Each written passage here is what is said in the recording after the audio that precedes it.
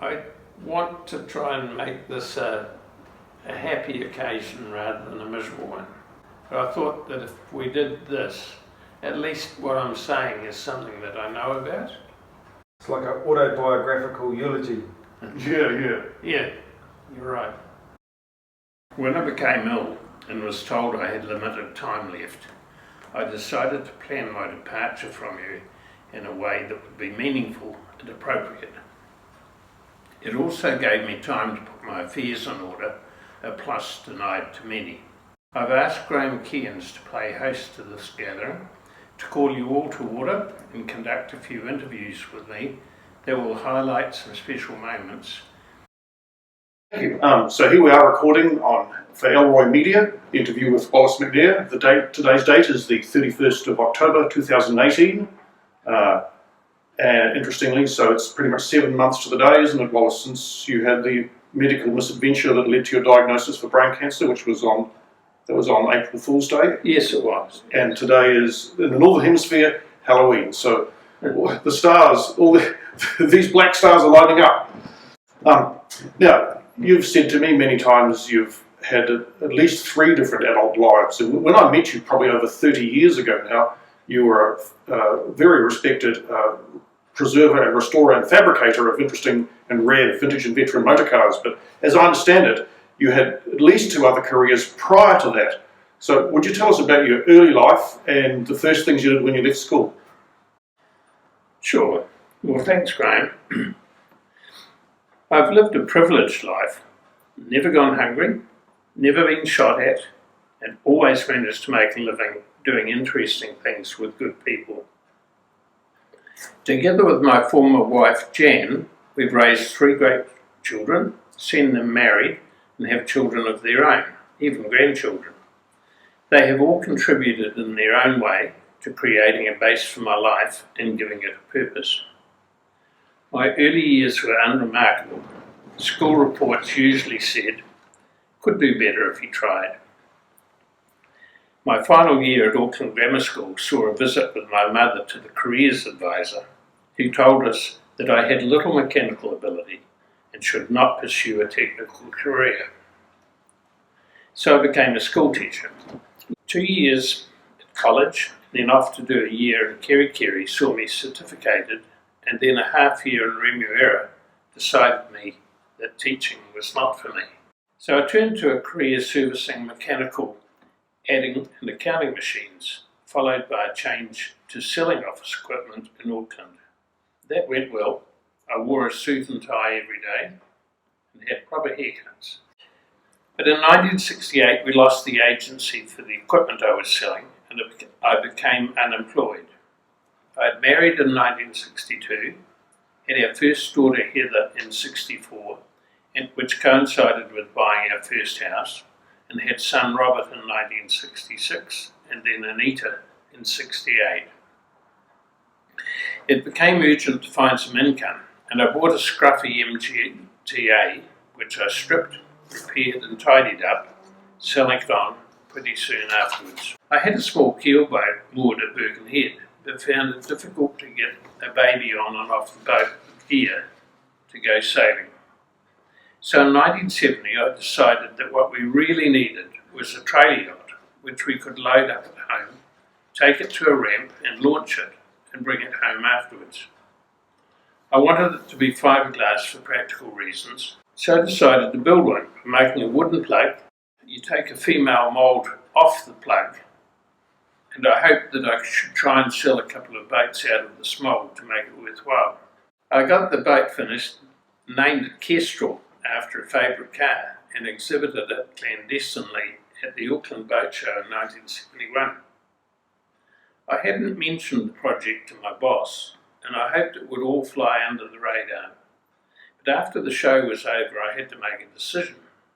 I had 15 boats sold with money paid, and about as many more prospects who said they would buy after a trial sale. When I told my boss what had happened, he commented that he had seen the boat at the show, thought it was great, and said if I didn't pick up the ball and run with it, I would be missing out on a great opportunity. So that was a pretty big turning point in your life then? Well, yes, overnight I became a boat builder, knowing almost nothing about the trade. Other boat builders looked on and smiled, said no one would buy these trailer boats, it was just a flash in the pan.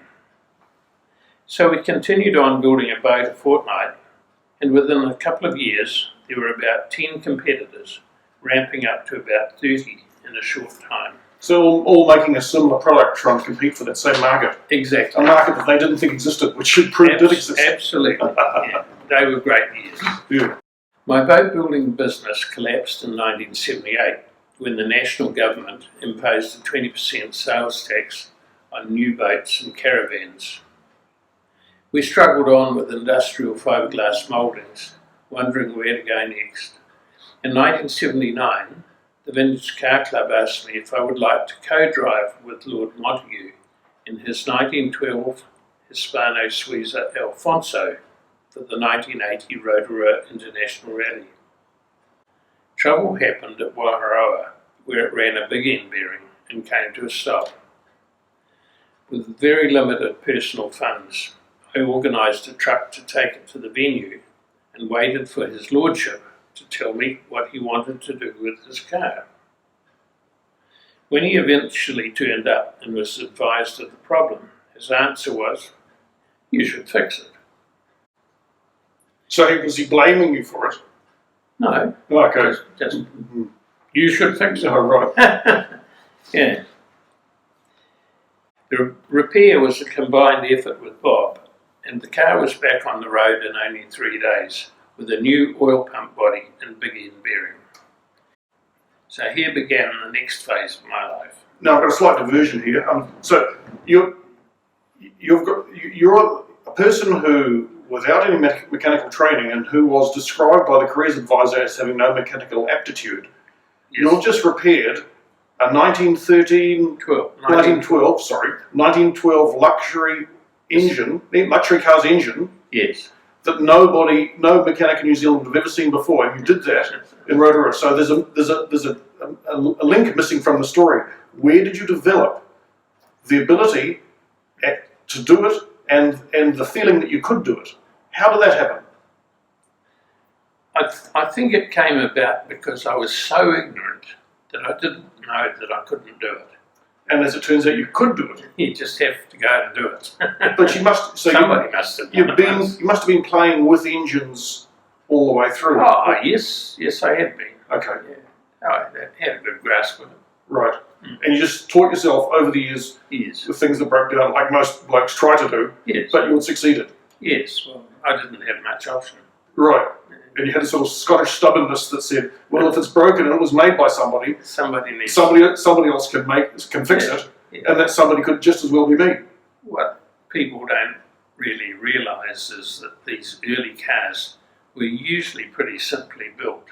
Right. So they were done by hand by people who were amateurs or skilled amateurs, and so they could be done by skilled amateurs here too. Right.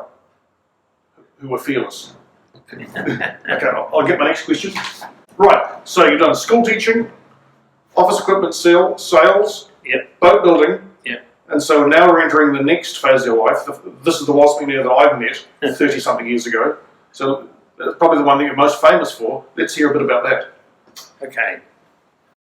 A German entrant in the 1980 rally, Gerhard von Raffi, showed interest in our repair of the Hispano. And at the end of the rally, he asked me if I would be interested in restoring a car for him. I said I'd never restored a car for anyone else before, but showed him a Sunbeam that I had restored for the Australian rally in 1978 and since sold. He thought the Sunbeam was pretty good and suggested that I might like to go to Germany and have a look at the proposed project, one of the 4 cars built for the 1923 Indianapolis race. So in due course, air tickets arrived to go Auckland to Germany and back. We went and had a look at the project and decided anything was better than filthy fiberglass, so bring it on. It was the start of 23 years of working for Gerhard on some of the finest European machinery of the time.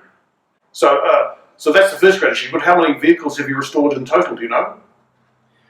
Well, there have been 10 for GERHARD and about another 28 which have been either full or partial restorations, such as bodies for Bugatti, Rolls-Royce, Morgan, Large, Hudson and Sunbeam.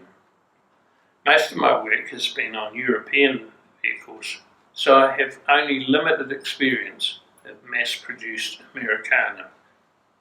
So I'm guessing you don't speak all the European languages from the countries that these cars are made, so you weren't even able to read old workshop manuals should any have fallen into your hands.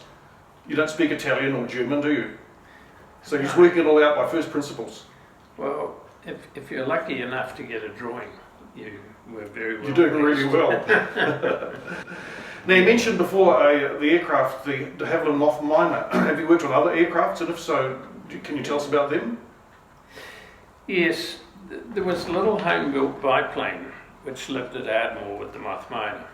It had been restored by Stan Smith, but its little 36 horsepower Bristol Cherub, which was built in 1926, would not develop enough power to take off, so the aircraft was put in a corner in disgrace for another day.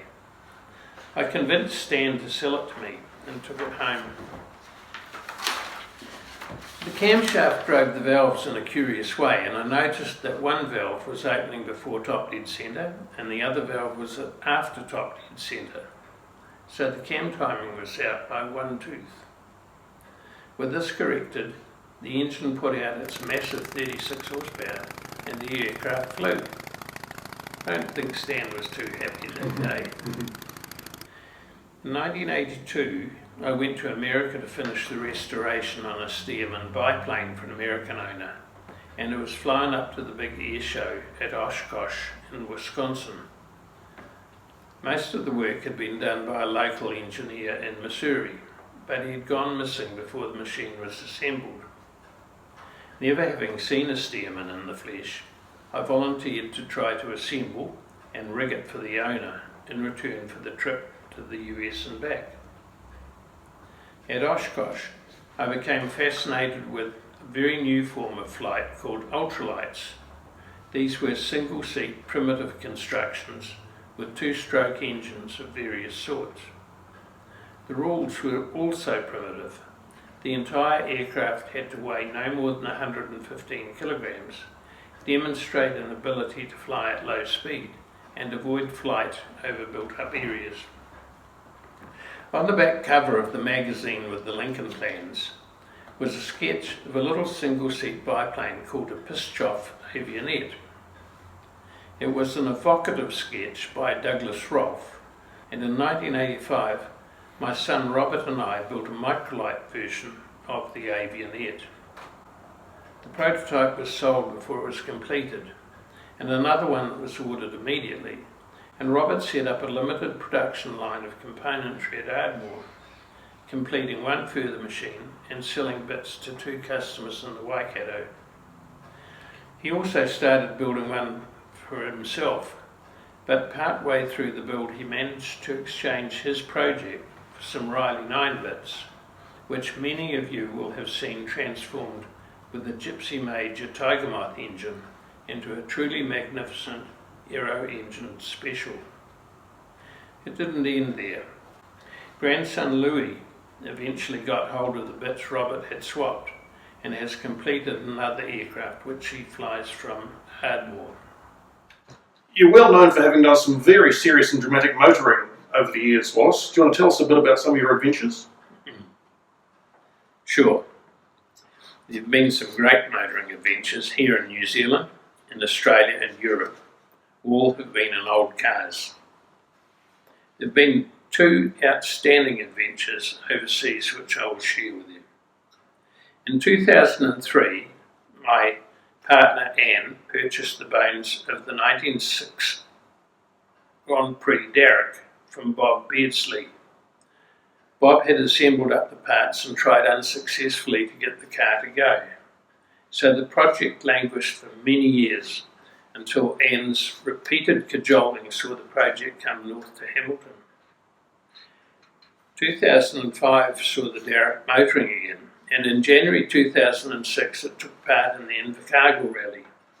It shortly afterwards headed for France, courtesy of the Automobile Club de l'Ouest. The ACO had sponsored the car's return to its ancestral home, as it is the only car still in existence with links back to the first Grand Prix, run at Le Mans in 1906. The excitement began when we collected the derrick in his trailer and drove from London to Portsmouth to catch the ferry to France. We would be met by a committee to welcome us to France, and all other vehicles would be held back until this has happened. For a couple of backyard Kiwis needing a shower and some clean clobber, 7 a.m. had never been like this. The champagne greeting, although it was all in French, was pretty special. The ACO wanted to use the car for promotional purposes prior to the centenaire, and we obliged by driving it around the villages on the 103-kilometre long circuit, and then taking part in the race around the circuit, little changed in the last 100 years. On the final section of the race back to the Le Mans circuit, Anne found herself between two 1908 Panhard GP cars, the first time they had been together since the 1908 race. There was about 20 kilometres to drive back to the circuit, and to Anne's dismay, a gendarme stopped her from driving off at the start, instead letting the Panhards disappear together. When they were well away, the gendarme let Anne go, riding beside her on his motorcycle at speeds of up to 160 kilometres an hour, with Bob Beardsley in the passenger seat hanging bravely through a bottle of Calvados. The other outstanding drive I recall was in 2007, when Anne announced one day that she wanted to do Peking to Paris. I tried all the usual ways of dampening her enthusiasm, but some weeks later she announced that she had entered the event and asked me which car I would advise her to take. She was serious, and there was no way out for me, so I embarked on a quick tidy-up on our D8 Delarge and made it to the ferry to China by the due date.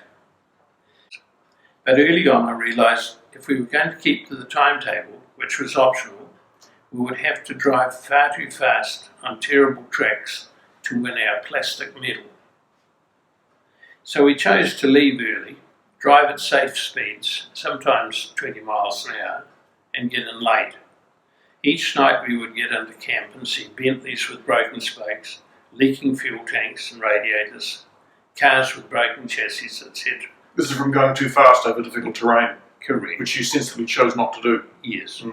There were 29 days of motoring and 6 days for maintenance to cover 14,500 kilometres of some of the worst roads on the planet. And you had to carry all your spares and equipment with you, didn't you? Everything in the car. Carry everything. Yeah. Driving into Paris at the finish was like entering heaven. The relief that it was over was fabulous. Looking back, so many of my good motoring adventures have been brought about by my wonderful partner Anne, who I thank with all my heart. And I thought it would be actually quite nice that whoever gets up to say anything, if anybody does, that you should give them the hat. So that it's a sort of a fun thing. Right. You know, you've got to have the hat if you're going to speak. That hat, or have you got another hat? No, I'll bring lots of hats. Yeah. So, but you've got to wear a silly hat if you're going to speak. I also note that GRAEME has chosen the 1937 Austin 14 as his daily driver. Reminds me of the second car I owned, a 1939 Morris 12 Saloon, smelling very original inside. Well done, GRAEME, and over to you. Thank you.